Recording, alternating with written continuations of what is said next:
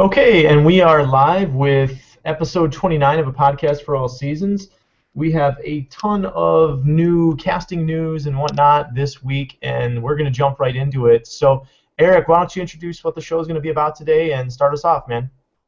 Hi, Josh, and hi to everybody listening. This is Eric Joseph of DarkKnightNews.com Entertainment, and we have a lot to discuss today, and hopefully we can discuss it all because I'm going to address it in case anyone happened to be listening to us live or it pops up on YouTube. This is our second attempt because in the first attempt, Google Plus kicked Josh out of his own video call. So, The wonders of Google Plus and Hangouts. It's very fun. granted, we were only about 13 or so minutes in, and we're going to try to remember everything we said. Luckily, I have a rather good memory, so we're just going to get right to it. You may notice Josh got himself a new profile pic for this episode. He's no longer trapped in action figure form. Child's play came true. He found another human vessel. So congratulations to him on that. And I will probably take a new photo of myself for this show in 2015 because I'm sure everyone's sick of looking at the same one of me by now. Anyway, we haven't done the show in a few weeks, and this particular week, just one piece of casting news after another. It was just unbelievable, and we're going to try and discuss as much of it as we can in an hour of this show. The biggest news, at least to us, with this being a comic book movie-centric podcast, is David Ayer's Suicide Squad. Now, this was kind of what we and others felt were the odd choice in Warner Brothers' slate of DC movies. Like, hey, the Suicide Squad's number 2 out of the gate, lesser-known characters, and some have likened it to Marvel's Guardians of the Galaxy, and while it's a lot of unknown characters, this is a team of villains doing the dirty jobs for the government, and it's a different dynamic. I mean, comparisons are valid, but I see this having some quirks, but it somewhat being maybe more of a bit darker and violent movie than Guardians of the Galaxy. But the thing to address about this is how do you get people to see a movie full of lesser-known characters, mostly lesser-known, I should say. Well, in contrast to, say, Superman and Wonder Woman, who have mostly been played by unknowns in their day, we,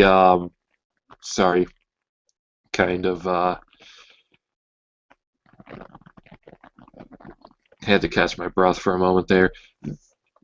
Superman and Wonder Woman, in the past, for movies and TV, they don't really get A-list actors for those roles because people are going to see Superman and Wonder Woman. For Suicide Squad, how do you get someone off the street to see Deadshot or Captain Boomerang? Right. Well, we get a cast of huge stars. This movie has a very A-list cast, so we're going to start at the top. And I have a featured article about this on DarkKnightNews.com if you somehow haven't heard about it. The biggest draw in this movie, it's arguable, because one of the biggest box office draws as far as actors is also in this movie. We're gonna talk who's undoubtedly the biggest character in here. Jared Leto is the Joker. And what's interesting here is that it's a Joker movie, or I should say a movie the Joker's appearing in without Batman.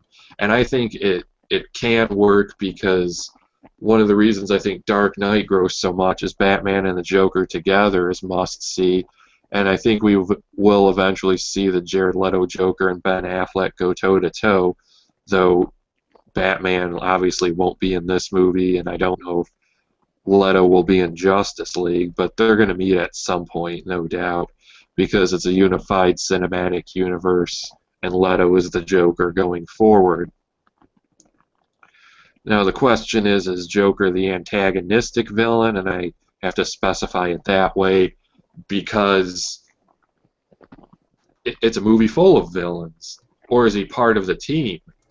But we haven't We haven't really discussed that much amongst ourselves, but we haven't really nailed down what we think as far as yeah, who's because going to be what and they haven't said, there's a major antagonistic villain. It's hard to picture Joker working for part of a team or doing it for that long. And right. I really see I really could see the Joker's up to something, and this kind of draws those comparisons to Batman Assault on Arkham, which I think is on the short list for best Batman animated movies. And these two films could be very similar because Assault on Arkham was essentially a Suicide Squad movie, and the Joker was the antagonistic villain of that. I think they'll have similar tones. The lineups are pretty different, though. And then we have Harley Quinn in this, and she's played by Margot Robbie, which we've known for some time, but Warner Brothers didn't confirm it until this week. And it's Harley Quinn's first appearance on the big screen, and I think it would be odd to see her without the Joker, at least for her first appearance, so it's a good idea to have them together, even though they're obviously going to have a history in this. I don't think this will be their first meeting within this universe.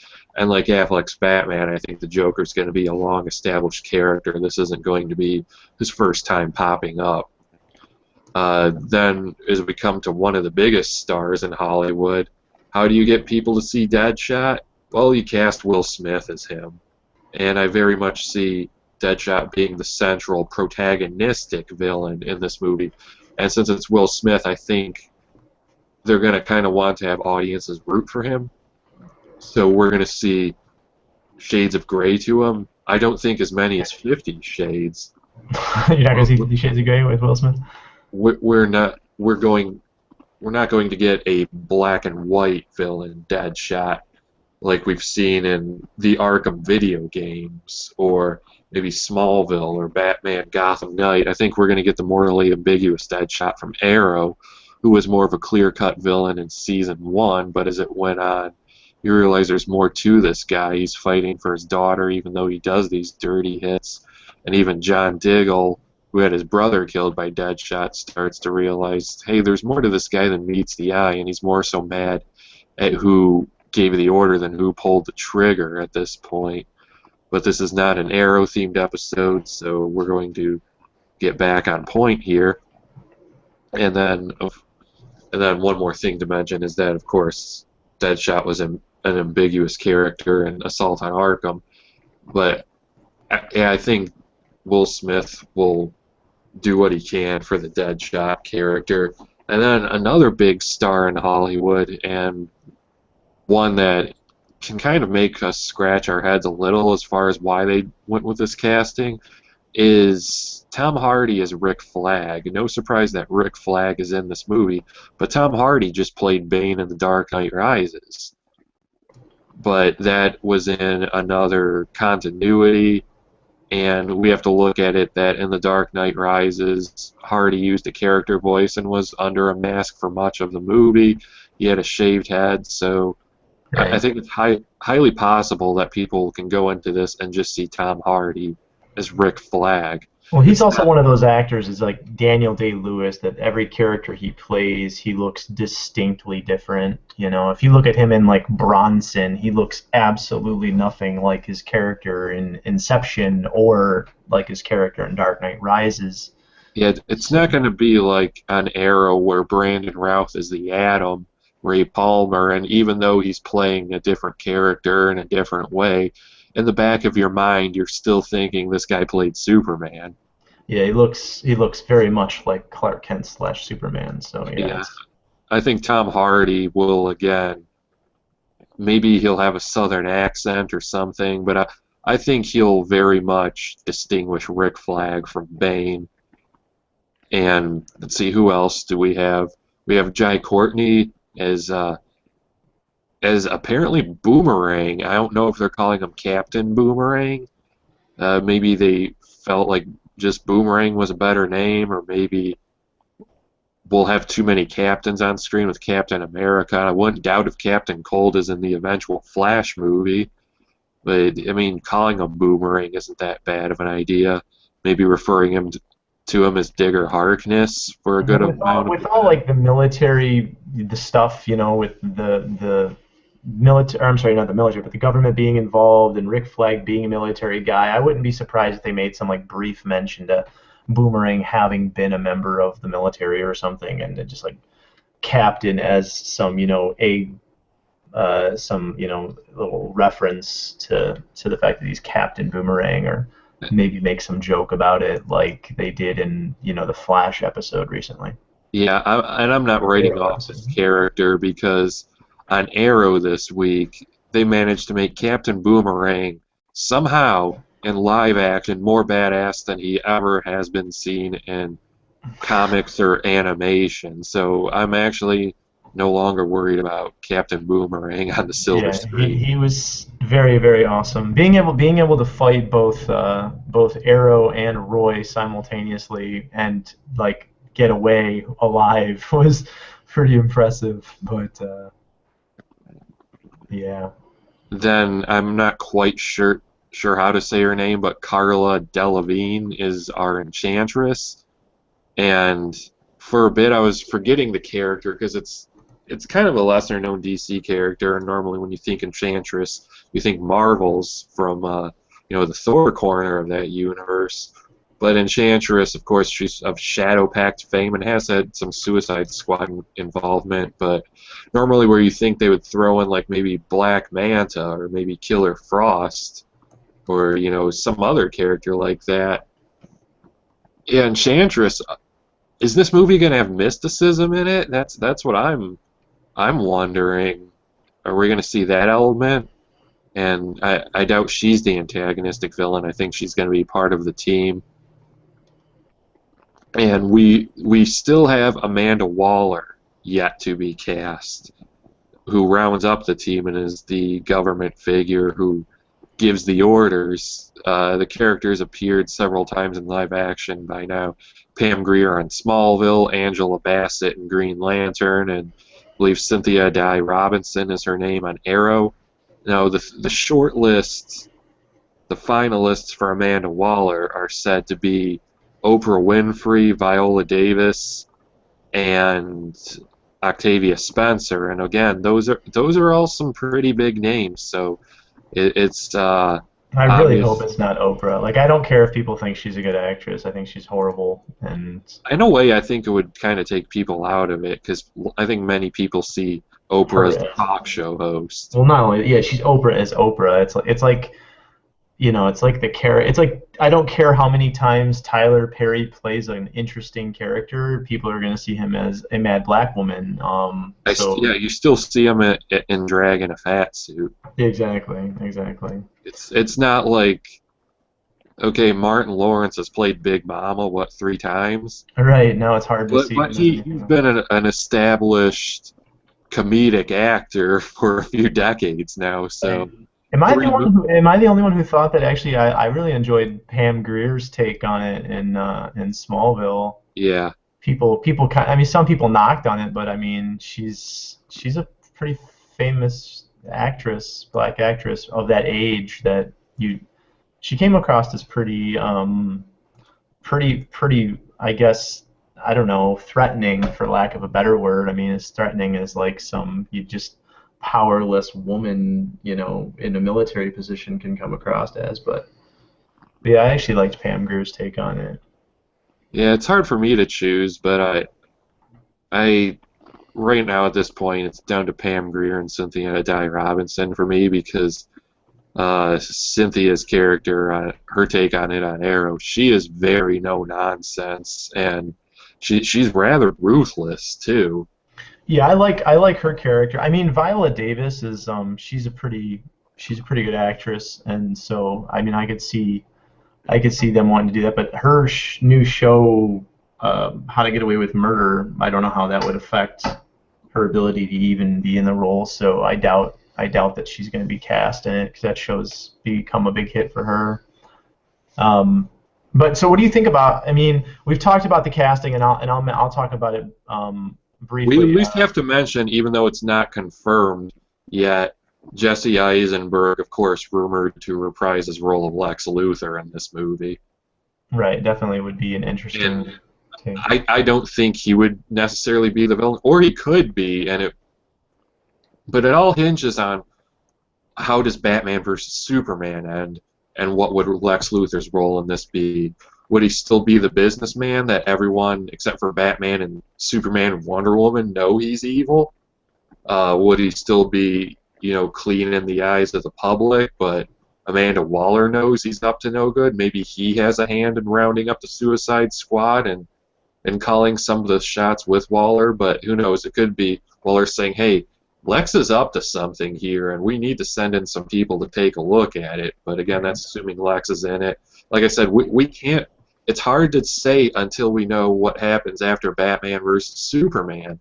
But these movies are going to be released 5 months apart as well, Right. and it does already make good on having a connected universe. Well, also with them leading up to Justice League, I mean, it's Yeah. really a matter of, is it going to, is it going to somehow lead into a Justice League movie? And most of the time when we see Lex Luthor working with the military, it's often he's almost like there to consult as the evil genius. Although they know he's a bad guy, they know, there's always that threat of him kind of turning things, around for himself. But hey, when the chips are down, Lex Luthor is for humanity. That old story, which is very common. He thinks he's a hero. Yeah, he thinks well. That's like the best villains think that they're doing things for the good of humanity, or like they're completely justified in their reasons. It's often said, that's often makes for the best villains. But so, what are your any last thoughts on the casting news before I kind of give my shake on it? I just have to say that even though I would see a Suicide Squad, I'm getting tongue-tied on a two-word title. I would see a Suicide Squad film regardless, but the fact these actors, these characters, Suicide Squad, my level of anticipation has shot up exponentially from what it originally was, and I'm just thinking, with all the great superhero movies coming out in 2016, this is near the top of the list because, of course, Batman versus Superman, no movie's gonna trump that as far as my level of interest goes. But yeah, Suicide Squad, it's definitely up there, and it's hard to rank because we also have Cap 3 and X-Men Apocalypse out that year too. But yeah, Suicide Squad, and then I think David Ayer is going to bring a lot of intensity to this film as a director, having just done Fury, and I think this film could really be something and carve out its own niche. So I'll let you weigh on everything. Well, first things first, the casting news, yeah, it's gigantic. The quality of the stars is pretty impressive. I mean, granted, not all of these people are gigantic stars, but I mean, Will Smith, granted, he's had a few missteps as far as a box office is concerned recently.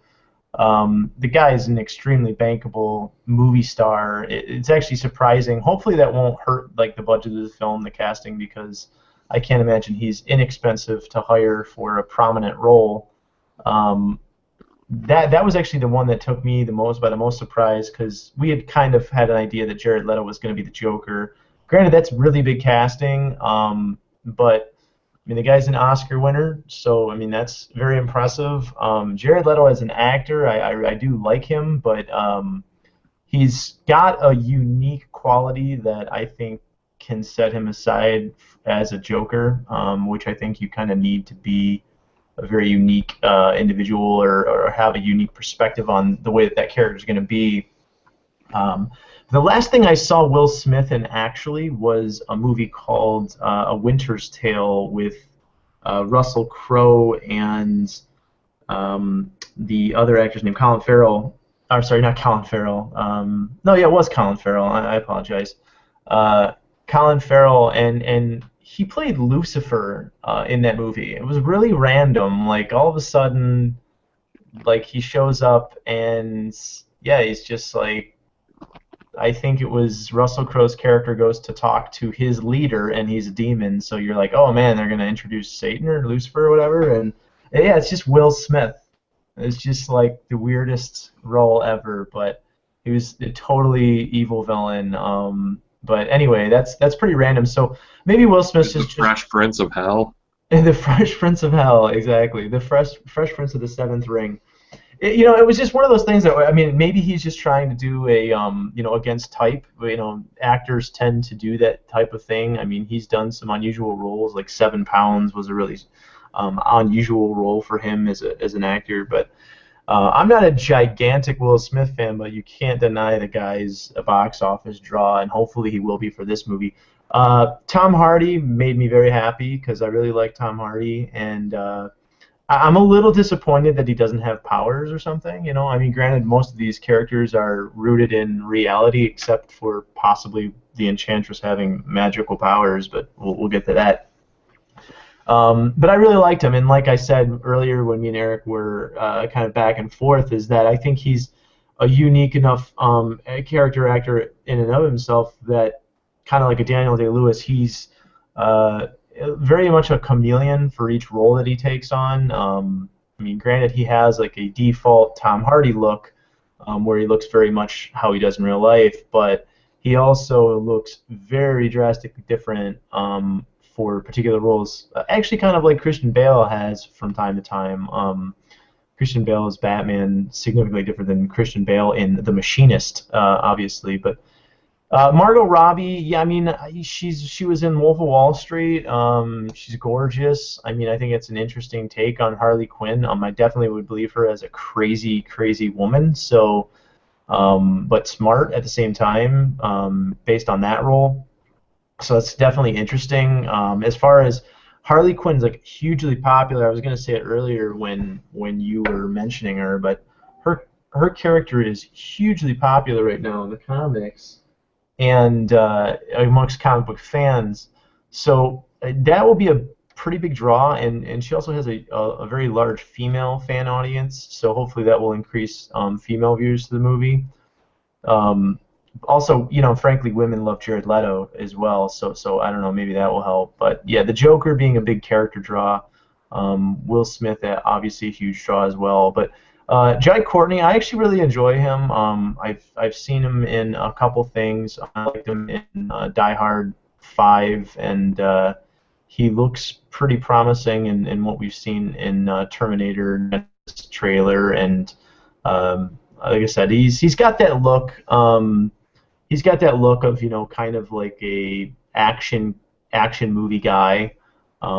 It's kind of an ambiguous looking guy as well, so he's unassuming, but I could see him as like really really violent, mean, and tough, or like a really nice, normal, kind of like Eric said about Deadshot, a grayscale villain where he's not really fully evil. He's got his own motivations.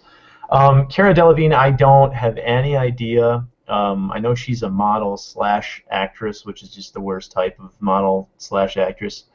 But the Enchantress character, I've read several things with the Enchantress character in it, including before the New 52 started over, all of the when magic in the DC universe kind of came to a hiatus temporarily before they started up what is now Justice League Dark. She was part of their own little group of mischievous magic doers and whatnot, but I have no take on what that character is going to be like, and I think it's just another female thrown in there for good measure. But the Amanda Waller stuff's pretty interesting. I like the Amanda Waller character, but I prefer like the Wall Amanda Waller. Like I want like a big fat black woman who's just completely unassuming as like this super evil villain.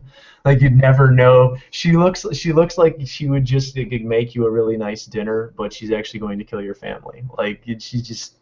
I think it's really funny that Amanda Waller was like one of the most viciously like horrible people in the DC universe. But And a lot of people didn't like how she was redone in the New 52. Like Like people didn't want this younger, hotter Amanda Waller, and people wanted her. You know, I think maybe the more rotund figure is what people thought made her more human, or someone that isn't hitting the gym any day rose to a position of power like that. Just based on pure, like, getting the job done. Intellect and ruthlessness and Right, right. I yeah, mean, I will say that, like, trading off the concept of, like, this unassuming, really, really smart, really, really capable, really, really ruthless character, trading that off for the younger, more svelte, and, like, the way that they've done her on Arrow, where she comes across as a lethal threat. She definitely looks like the type of person who, when it hits the fan, she could kill some people if she absolutely needs to. So I guess I get why they would do that. But yeah, I actually would like Viola Davis in the character role, if, like I said, if she can get out of her obligations to How to Get Away with Murder. yeah, because on Arrow it's very much the new 52 Amanda Waller, but the short list for this suggests it's The Wall, yeah. yeah, it kind of makes me think about classic Amanda Waller more so. Yeah, for those, I mean, who aren't huge comic book fans but listen to the show casually, Amanda Waller is this character who has a really high position in the government, where she's kind of working like secret ops behind, like above CIA level, and she, like I said, she's, her classic comic book character is this rotund black woman who, like I said, she's very unassuming as this extraordinarily, like, get the job done, ruthless. And she's kind of a villain in her own vein, although she's kind of fighting on the side of good. A Yeah, la, you don't know how to classify her because in her mind she's just a patriot and she's doing what right, right. She's very much in the no same matter realm what as, the like, cost she's doing it to protect America. yeah, she's That's kind all of that matters to her. General Sam Lane, or in other, like, in Marvel and DC, there's several characters like that where, they're part of the military, they are completely committed and believe that what they're doing is right and for the good of the country. I'm going to take down that nasty Hulk character, or I'm going to take down, Superman and Batman because they're menaces to society. That whole old shtick. So yeah, Amanda Waller's an awesome villain. I love Amanda Waller as a character, so I hope that they cast her well as also. But I did want to say one quick thing before we move on, though.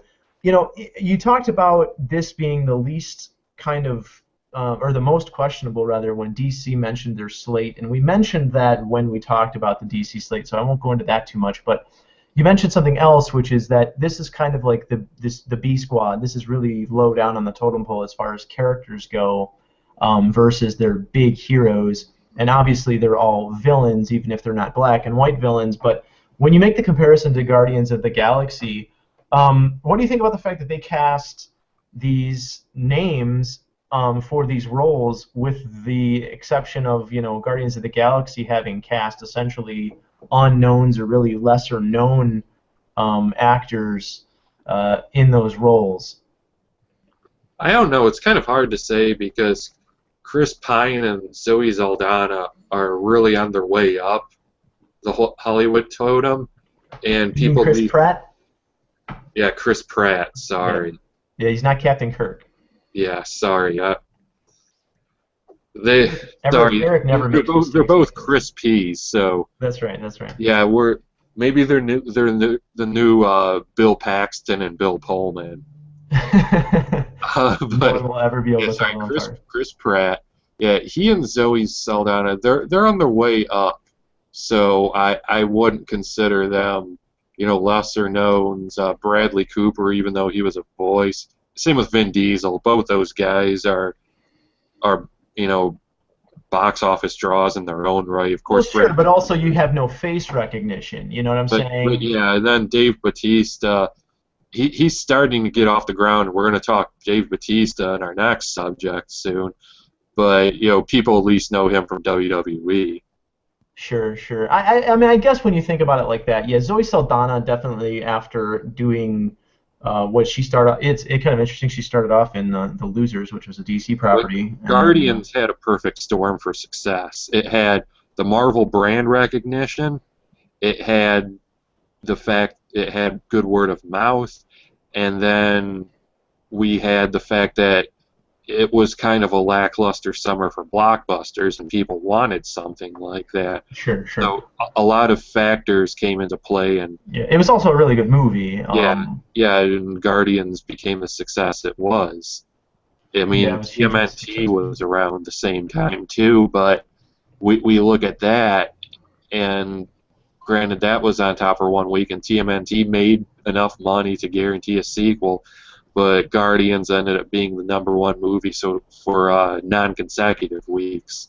But yeah, like I said, perfect storm for Guardian success, but casting the A-list actors and having the Joker is going to put asses in seats, and Yeah, I mean, I know that they're that not the pretty much same wraps it. exact. They're not the same exact thing, but I just wanted to juxtapose those two. Well, we're about the half-hour mark, so let's move on because we've been talking about this for a while. But I will say one last thing before I let Eric move into the next subject, which is that I was really questioning not only Guardians of the Galaxy when that was mentioned. I was like, is this going to be Marvel's first misstep? And a lot of people were thinking that. And, Suicide Squad was definitely one of the most questionable. Like it was like Suicide Squad and a Cyborg movie. Like I was just kind of like, really, that's unusual. But I get it now. I mean, with the hiring of heirs, it's definitely going to change things around because it kind of gives us an idea of the tone of this movie is going to be. I think it's going to be just gritty and violent as shit. Who knows? We'll have to wait and see. But I think with all the characters and the actors that they have involved, it can be really awesome. So yeah, my enthusiasm for it has went up tenfold as well. But next subject, Eric. What are we talking about? We're talking Bond 24, finally has a title this week, Boom. Spectre. Spectre. Yes, and fans of the old Bond continuity before Casino Royale know that this was this shadowy international group, the Special Executive for Counterintelligence, Terrorism, Revenge, and Extortion, It's a mouthful. headed up by the iconic Ernst Stavro Blofeld. Now, when they had the press conference for this, the presentation a few days ago, they're still coy about what the movie's about, and they're like, the film's called Spectre. We can't talk about the plot, but longtime fans of Bond have a general idea of where this is going, and we see the logo of the film has a bullet hole through glass, and then it kind of runs. It's not like blood. It looks like, ejaculate or something. And it's white, but if you look at it, it kind of looks like an octopus. The classic Spectre insignia. But at the same time, look up the logo for those who don't listen to Norwegian black metal. It looks a lot like the logo for Dark Throne. I kid you not. If you want to look it up while we're talking, Josh, just Google Dark Throne logo, and it's maybe I'll do a side by side on our Multiverse Entertainment blog in the next week or something for those. But if you're just listening to this, yeah, right now as we're talking, pull up Spectre. It does look pretty similar. I'm not. Yeah, it's like they just took out the logo of the band. I mean, the band name right off it. It's actually ludicrously similar. Yeah. But of course, Daniel Craig's coming back as Ian Fleming's James Bond 007. We have the returning staple characters of Ralph Fiennes as the new M, Naomi Harris as Miss Moneypenny, and Ben Whishaw as Q. And then we have Monica Bellucci as one of the Bond girls. The name of the other Bond girl escapes me for the moment. One of the Bond girls. Josh can chime in if he has the Variety article pulled up. Oh, I'm sorry. Of the other Bond girl, Yeah. you couldn't remember her name. Well, I mean, other than Naomi Harris's Eve Moneypenny coming back. I forget what her name is. I think it's uh, Seydoux or something like that. Is that? I don't remember.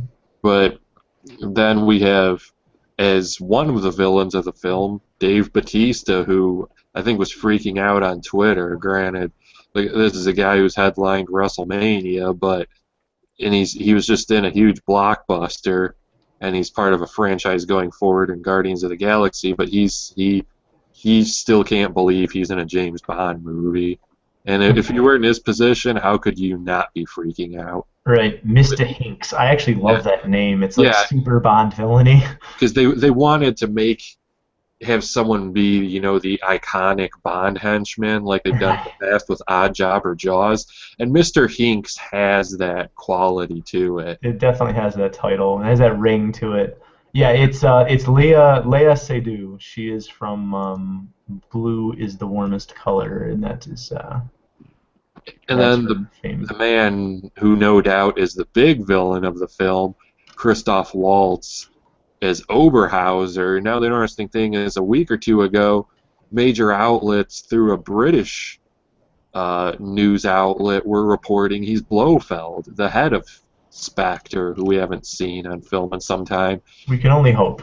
Yeah, and I'm hoping he's, maybe someone leaked some information they didn't want to, and he's secretly Blofeld, because they reattained the Blofeld rights, well, the rights to the character from the estate of Kevin McClory a year ago. So we were really thinking, hey, Blofeld's going to come back in the new continuity, and Bond has fought his share of villains over the decades, but if anyone comes close to being his arch nemesis, it's Blofeld. Yeah. And who's been played by many actors, because in the movies and the novels, Blofeld's a chameleon. He constantly changes his appearance, but little matter of opinion here, my personal favorite Blofeld, Telly Savalas in On Her Majesty's Secret Service. I just, By far the best one. yeah, I mean, yeah, just great performance of that, and went on to influence the Lex Luthor and Superman the animated series. yeah. And it's kind of a crime that, even though Gene Hackman was great, that Telly Savalas never got to play Lex, because at that time, who on the planet would have made a better Lex Luthor than Telly Savalas? Then Telly Savalas? Yeah, no one. No one would Yeah. have made it better. Um, But yeah, I'm excited about this whole announcement. I'm super geeking right now. It's not even funny. yeah, I think shooting might even start this month, because release is November 2015. But yeah, the whole Oberhauser thing, I think it's a character that's been familiar to Bond in the past as a ski instructor, so we're going to see how the reinterpretation is. But if he is not Blofeld, I think we're going to build to Blofeld in the next movie. I wonder if this is going to tie into the quantum thread that's been left hanging from Casino Royale and Quantum of Solace. Maybe this is going to be kind of like Smersh Spectre in the old continuity and novels. Bond, Right. you know what I'm talking about there. I'm kind of wondering if they're going to tie it. I mean, I'm hoping that they won't drop. Was Quantum Spectre? Yeah, that's what I'm talking Quantum, about. like, part of Spectre? They But- better tie it in, otherwise they're gonna. If they leave these I hate these just dangling plot points that are just dropped and like never mentioned again. It's Yeah, just absolutely but the thing, I forgot the name of the actor, but he confirmed he's coming back as Mr. White. You know, the guy from Casino Royale and Quantum of Solace. Yeah, I can't remember. He was a member of Quantum, so I think they are. I think that they are tying the threads together. I think it's possible they were establishing Quantum as the new Spectre, and then once they got the rights back to Blofeld and Spectre, they're like, hey, why not just do Spectre then? And, Right.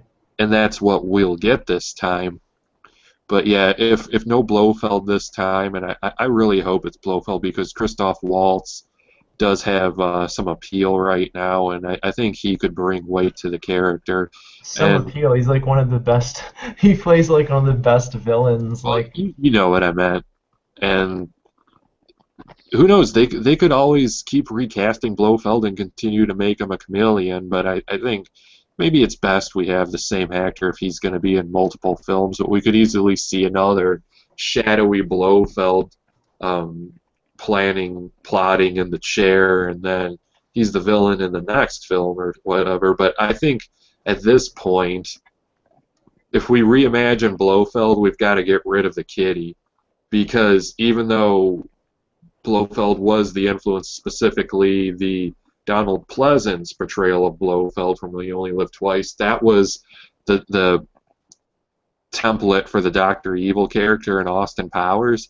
But if people see this, too many young people are going to associate it with Dr. Evil. Dr. Evil. Let's just reimagine Blofeld, at least aesthetically. Yeah, just get rid of the kitty, and especially, millennials, not to pan an entire generation of people, but there's a habit of people who seem to not have a knowledge of pop culture before 1990. Right. They can't even make the association to the cat with Dr. Claw, much less the cat with Doctor. You've got to admit that trend is very widespread, where people just these days don't know about. It's not to say, oh, my generation's better than yours, but when we were kids in the 80s and 90s, we still had many classic cartoons showing on TV, and you don't get that as much these days. And I think we at least came up with somewhat of a broader pop culture knowledge where everything is just, new, and everything's in a 3-4 year cycle. You know what I mean? And I not to go too much on this Blofeld subject, but yeah, Bond 24, Spectre, as we now call it, that's probably my second most anticipated film for 2015. So I've been blabbing on enough, so let's hear what you have to say about Spectre. I think it's fantastic. I'm just really happy. I mean, obviously we're big Bond fans. We've done a Bond episode, and that's not necessarily the wheelhouse of what this show is about, but we've brought in some of our personal interests as well, and James Bond being a top among them. It's a fantastic cast. There's no question about it. So, I mean, Monica Bellucci's she's just a knockout. So perfect as a Bond girl and whatnot. And then Waltz as any character, frankly, that guy's just amazing. So anyone who's never seen, Inglourious Bastards and his turn as like one of the greatest villains put to film in that movie is just fantastic. He's a fantastic actor, but he's an amazing villain. He'll play if they do what me and Eric suspect, which is maybe they be able to do the slow burn to Blofeld. Maybe he's, the fact that he is a chameleon-like or esque character. I could see them even do something deeper, like maybe have him befriend Bond and then turn it on him. That'd be fantastic. But some of the other the actress, I'm not really familiar with Lea Seydoux, who is playing Madeline Swan. Dave Bautista, as Mr. Hanks. I absolutely fucking love that name. It's a fantastic Bond villain name. It's almost like Jinx, it's just a different take on it. But the one that actually surprised me that people weren't really talking about was Andrew Scott as Denby, which he's from TV's BBC's Sherlock, and he played Moriarty on that show, and people just love the shit out of that character who watched Sherlock, and he is a great villain in of himself. So I'm not sure what they'll have him do, but another thing that I was really excited about was that the new Bond car is going to be Aston DB10, which is just amazing. I'm a big Aston Martin fan, and we saw him driving the DB5 and I think Casino Royale. So, they're just bringing in a lot of iconic Bond stuff. I mean, if they don't make the mistakes that the that the films did in the 90s and the early 2000s, which is, they don't make it too much like the campy, Bond, where they're trying to nail down a formula, this ethereal, like in the pop culture mind formula of, oh yeah, James Bond, it's gadgets and it's strange villains. So they take it to this this level that makes it almost like gauche, and it makes it almost a parody of itself. Like Eric mentioned with Blofeld, yeah, you bring in him petting the cat on his lap, and people are gonna be like, it's Doctor Evil, ha ha ha. He's not even scary. Yeah, so I mean, they're gonna have to do. He's gonna have to have something else. I think it would actually be kind of funny if like they kept the cat, but like he's just got just a pet effing tiger or something ludicrous like that. Like that would be kind of humorous, but yeah, they're nailing down the iconic Bond elements, like the Bond ladies, of course. But now they're getting even into like, the Bond style henchmen, which is just fantastic. They finally have Moneypenny back. They even have a male M back, so we're going old school with it now. Ralph Fiennes' M is coming back. Well, it's Ralph Ray. It's a nickname, but as M is going to be awesome.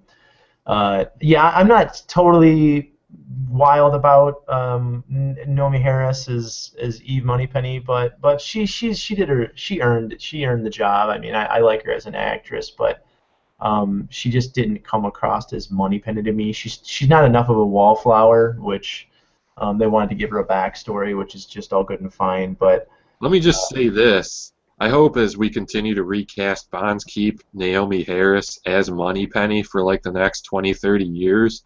So by the time, it's like, her name's escaping me, but yeah, the original Moneypenny, when she was still doing Bond films up through the early 80s, and it looked like Bond was just hitting on his grandma. Yeah, Bond. I just want to see an old Naomi Harris. I know Moneypenny was a gilf.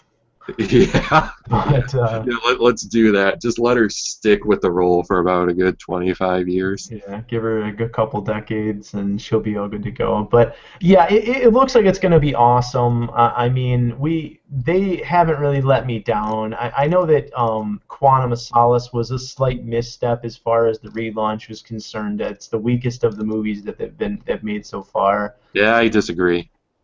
You didn't think Quantum was weak? I like Quantum better than Skyfall, and I'm one of the few people who will probably say that. Oh, you're outrageous. No, we'll argue about that off air.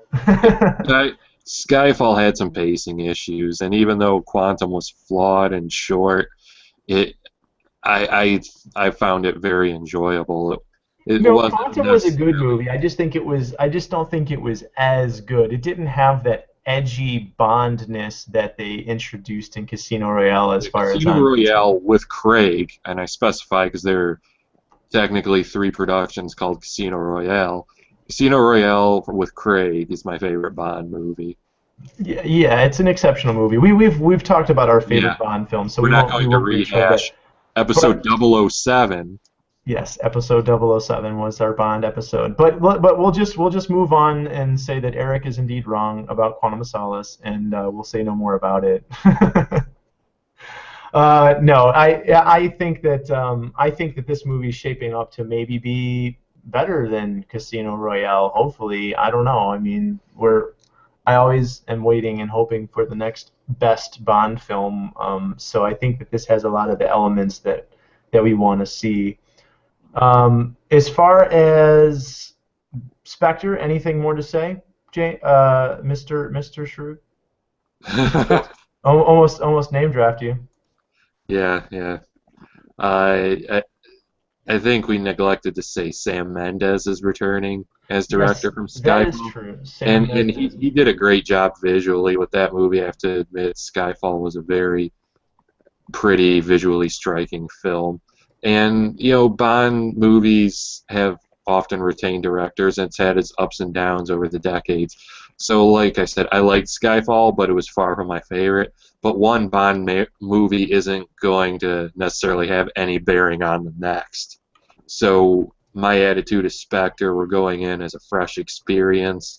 I'm ready for it. As I said, I'm extremely excited, and I have a let's say I have a lot of faith in the production. And Craig has one more movie on his contract after this, so maybe Mendez will come back for another, but I think we're retaining writers from some of the previous films, and I think they intentionally had Skyfall stripped down as a bit, and at the end they saw we're going more classic Bond again.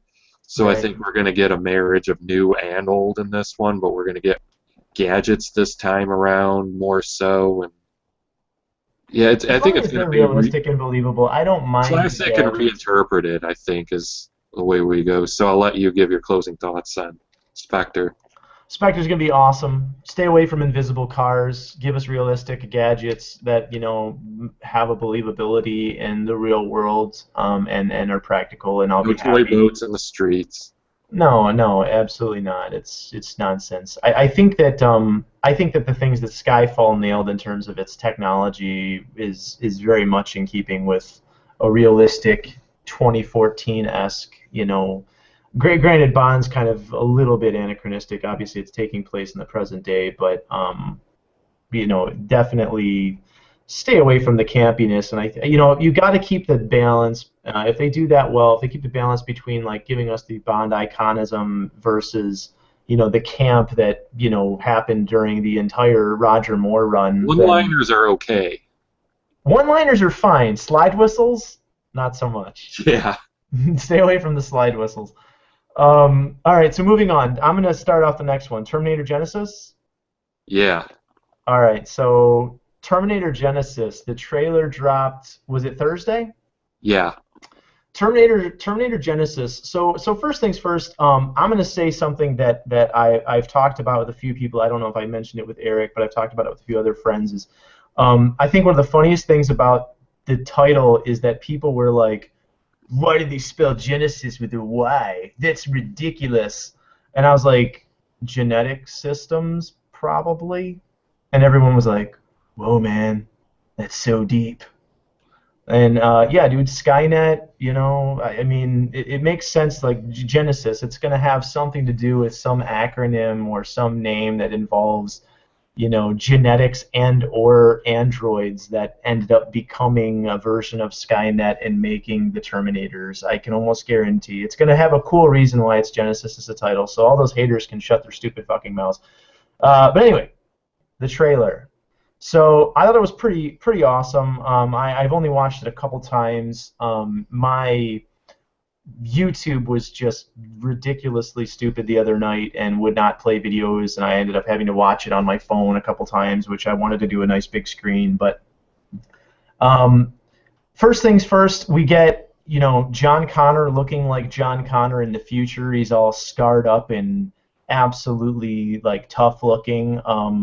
I don't know so much about the actor playing him, so I can't state that, but we get from the very beginning of this speech from John Connor of it's the classic iconic it's the end of humanity, and if we don't win this fight then all of humanity will be lost battle that happens in the occasional sci-fi movie.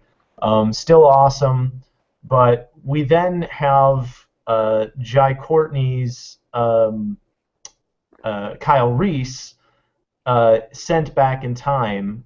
We get the idea that the androids, the robot army, they sent back in time their own androids to kill Sarah Connor, a la Terminator 1, and then all of a sudden they, volunteers himself.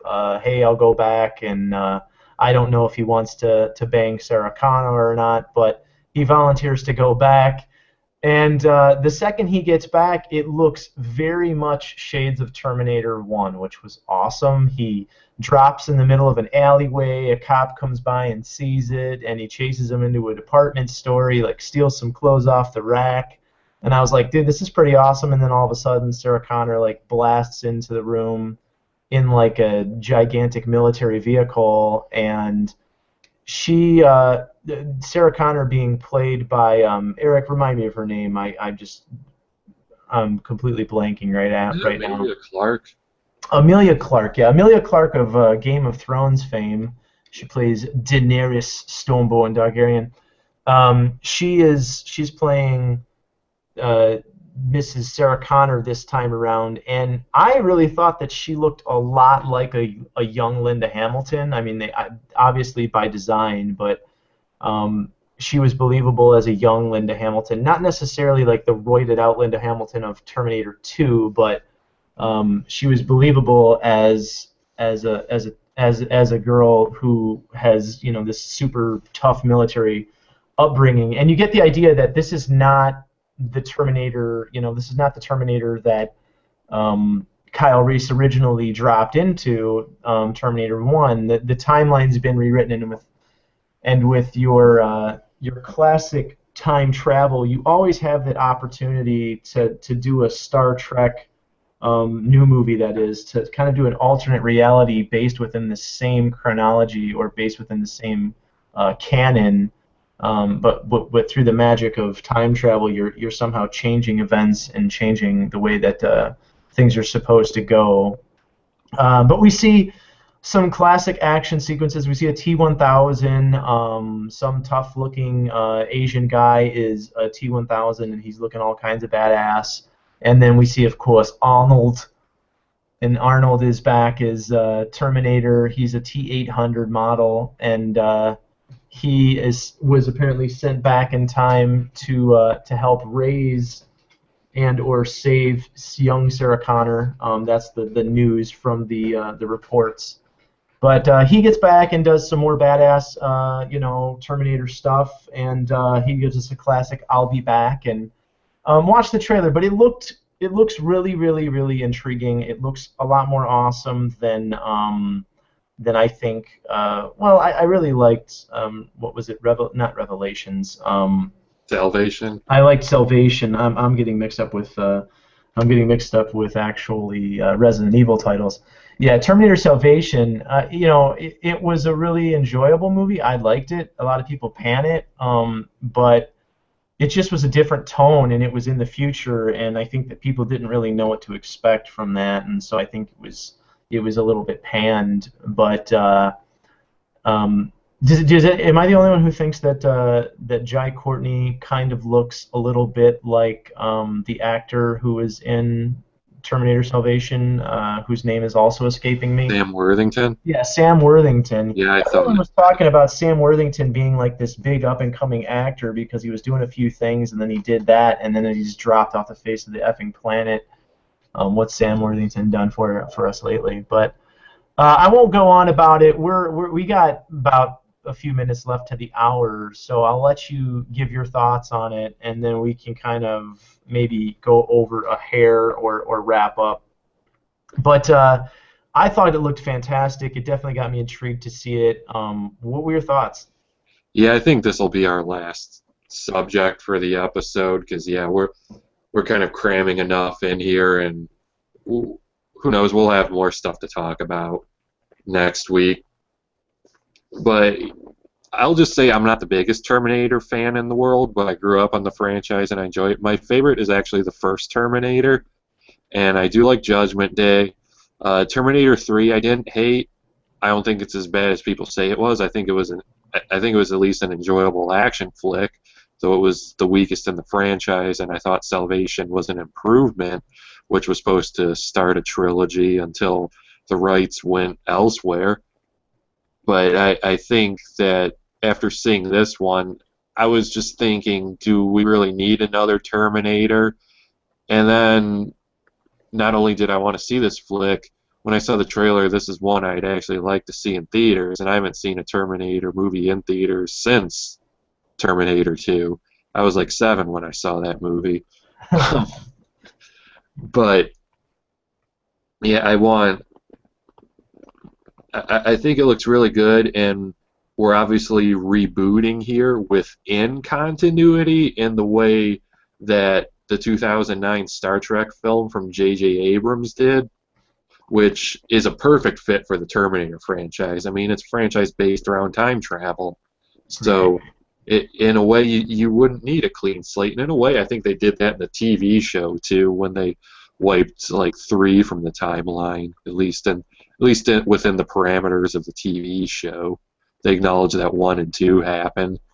And there have been a few other franchises that have done this. One that's immediately coming to mind is the Mortal Kombat video games, because what was it, like 2010 or something, when they came out with one just called Mortal Kombat? It was like Raiden used an amulet and went back into his body in Mortal Kombat 1, so it would ensure that Shao Kahn didn't, command all of reality. There's another recent example of it too. It's just escaping me for now, but we have an old Arnie in it, and I think their rationale is that Terminator flesh ages like real flesh. Right. And then Terminator hair. He's got gray hair at the end of that trailer. Yeah, it looked like we also have a young Arnie in there, which is CGI. Yeah, he was looking pretty badass though. Because they would logically, if we're saying, this is flesh that's been around, they would probably have to show some young-looking Arnold on the assembly line, or at least in some kind of action. So it makes sense. On the assembly line, yeah. I will say that was one of the most interesting things about Salvation, is like the idea of like there's just a sea of Arnold Schwarzenegger. Well, that was in a deleted scene in Terminator 3 as well. Basically, when they were designing the ones that looked like Arnold, Sergeant Candy, you might be able to find it on YouTube. If not, it's on the 2-disc Terminator 3 DVD. But as I said, I don't want to elaborate too much on this because we're short on time. But yeah, it looks like the best Terminator film in years, and I know it's kind of hard to judge for first trailer, but there's just something about this, and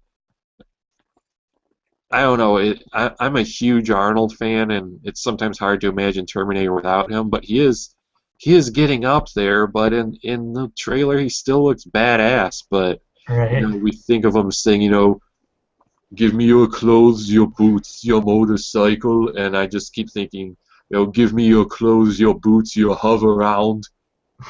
This time around, but I'm not meaning to criticize Arnie here too much, but he's a major selling point. I mean, I'm going to be a fan of his for life, and I'm going in optimistic, and like I said, it's a film I had not planned on seeing in theaters, and now I'd like to. So, any Terminator thoughts before we wrap this episode?